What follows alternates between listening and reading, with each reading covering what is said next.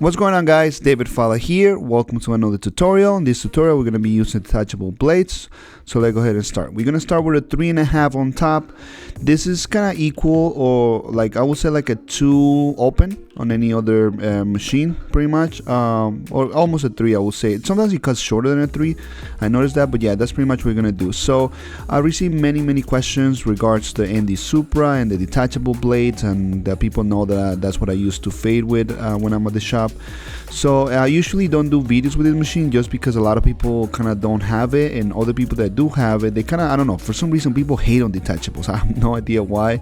I guess because they don't know how to use it. I have no idea, honestly, but every time I do videos with detachables, somebody always complains about it. So, but you know what, there's other people that wanted to learn how to use them, so I'm gonna do a quick tutorial on how to do them. So pretty much with detachables, you don't have the lever, so pretty much each blade has a different size.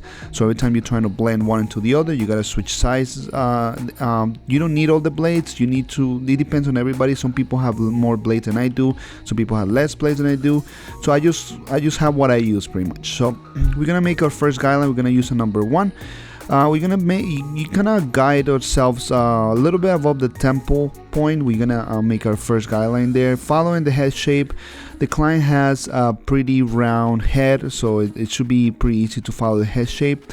And how you can see, the top is a little bit lighter, so we don't want to make the fade too low, because then it's gonna kind of make the top look lighter, right? So we do a higher fade, it makes the top look fuller.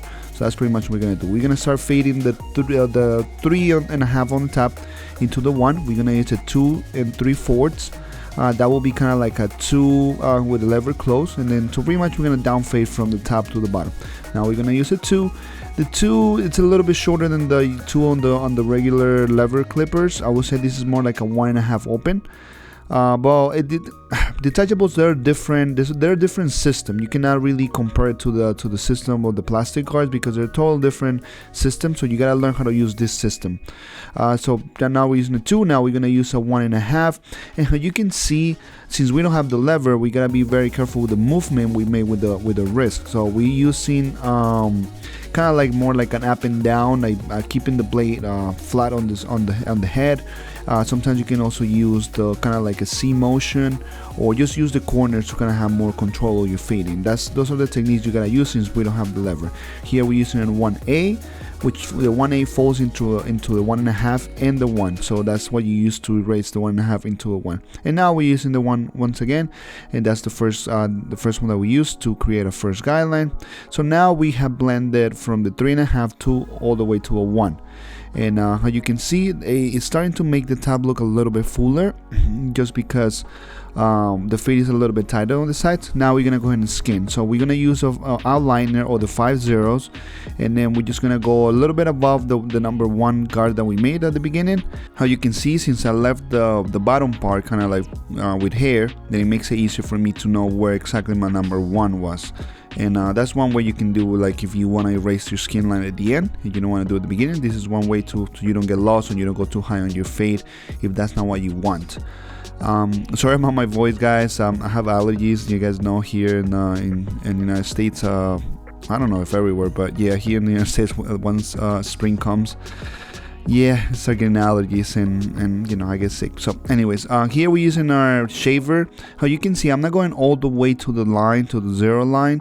I'm leaving a little bit of space just in case I create a line. I can actually like erase it, because I have room to erase it. So pretty much the way I erase lines are pretty much this. I will shave from bottom to top, and to erase the line I will like kind of shave from top to bottom. So as you get closer to where you want to start fading that shaver line, you put less pressure, so you don't apply that much pressure on the shaver. Like that's going to create a very soft line.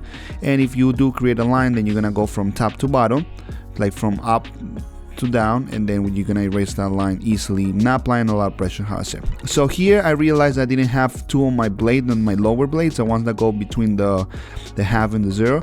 So I had to use my regular clipper. So here you start with the lever open, and then all I'm doing, I'm just closing it little by little until the line is erased. I wanted to do the tutorial full, like with all detachables, but I didn't notice I didn't have all of them. So I don't know what I did with them, to be honest with you. So I was missing the 0.8, the 4 zeros, and no, the 3 zeros and the 4 zeros. So that's why I couldn't finish the video with detachables, but it's pretty much the same concept. So you just will pass, you wear the 1, so then after you go the 0 A, then the 3 zeros, the 4 zeros, and then the 5 zeros, which is pretty much what we did what we skinned with. So it would have been exactly the same concept. I'll try to do another video later on. I just gotta reorder those blades because I have no idea what I did with them. So here we're gonna start working on the beard. For the beard, the client wants to trim it down just a tiny bit, but wants to keep it like fuller, as full as possible. So what I'm doing, I'm kind of going with the hairline is and just kind of straighten that out. Here you can see on the bottom, I'm going all the way to the bottom pretty much. When you want to keep the beard a little bit fuller, what you need to do is, like, if the guy doesn't grow his beard high on the cheeks, then what you can do is go lower on the neck, and like that you're gonna create the impression the beard is way thicker and fuller than it really actually is. So this is what we did for this client in this case. So here we just shaving the mustache. The client doesn't like the mustache. I don't know if when you guys work, people still rock that you know, the big beard with no mustache. Where I work, people still do. I think it looks a little bit weird in my opinion. I think the mustache needs to be connected to the beard, but you know, everybody likes different things. So here I'm doing the shape up. You can see I always start in the middle, always start in the center and work my way out. That's the way I always do it.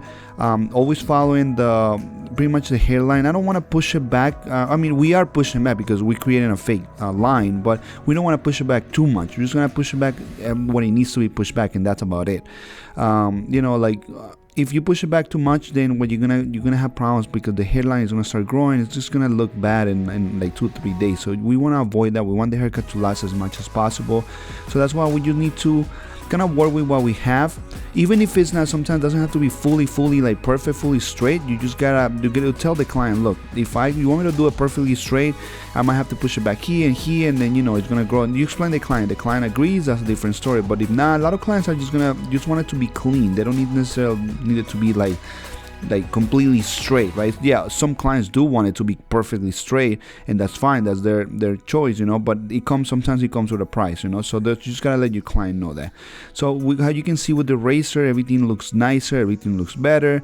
I did apply a hot towel and I did apply shaving gel. I just didn't add in this video, but I mean, you guys seen it in plenty of my videos, so I just wanted to make it like a little bit like a shorter video, so that's why I didn't add it, but I did. I always lubricate the skin.